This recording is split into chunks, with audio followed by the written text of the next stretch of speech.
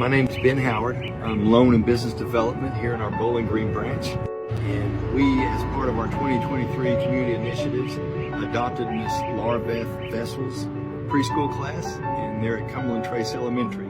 We've had the opportunity to help their class with supplies, kind of our way to connect to the community. What we didn't expect was how much that gave back to us.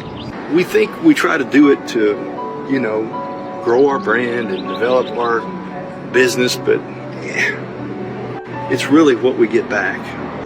The joy on their face and love that they had for the adults, it was quite moving. So I'm thankful to work for a bank that allows us to participate and actually invest in the community, and I feel very fortunate to be a part of that team.